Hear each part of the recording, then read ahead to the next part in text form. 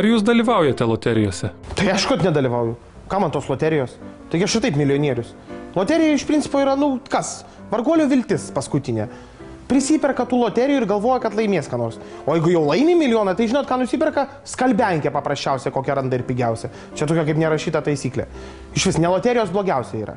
O tai kas? Tai tie lipdukai dabar jau ne tik parduotuvėse, bet ir degalinėse dalina. Kokie čia lipdukai? Perki daiktus ir duoda tų lipdukų.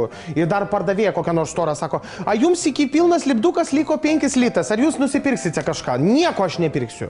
Jeigu man reiktų tų lipdukų, aš nueičiau ir nusipirkčiau. Bet čiagi tokia verslo skatinimo akcija. Šūda čia neskatinimo akcija. Iš tų lipdukų kas? Vieninteliai tai turbūt lipdukų gamintojai pasiskatina savo ten verslus. Taigi galima sukaupti nuolaidai? Aš verslininkas, aš žinau, kad nuolaida gamtoje neegzistuoja. Čia marketinginis bairis yra. O be to, jūs pasižiūrėkit, ką už tos lipdukus galima nusipirkti. Šaukštus, peilius, puodus, keptuvės visokias. Tai kas čia, jums kepėjas, virėjas kažkoks, kad su tais dalykais čia kažką tai gaminčiau. Tai yra mano virėjai, kuriems jeigu reikia, aš jam duodu babkių, nueina ir nusiperka, ko jam reikia. Lipdukai, matai. Jūsgi milijonierius. Tai taip. Varguoliai tegul skaičiuoja tos savo lipdukus. Jie perka daugiau matvarškės, kad jiem ten pilnai ten tų lipdukų užtektų susiklijuoti. Nesąmonė kažkokia. Vieną kartą stovi, žiūri, jau degančiom akim žiūri, tos mano lipdukus už mane žmogus stovėjo. Tai sakau, imk kitos lipdukus. Tai jau toks laimingas buvo, visas jau patenkintas, jau persidžiaugęs, atrodo, inkstą būčiau paaukojęs mirštančiam žmogui.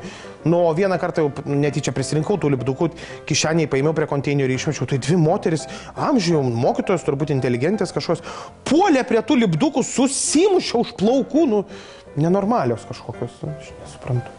O pats nemastėte lipdukų akcijos savo dešroms? Tikrai nedarėme ir tikrai nedarysim šitų nesąmonių su tais lipdukais.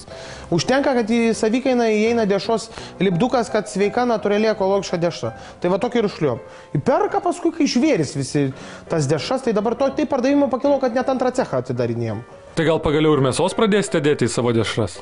Ar tu klausai manęs ar ne? Aš jau sakiau, mes nedėjom, nededam ir tikrai nedėsim tos tavo dešros. Mėsos.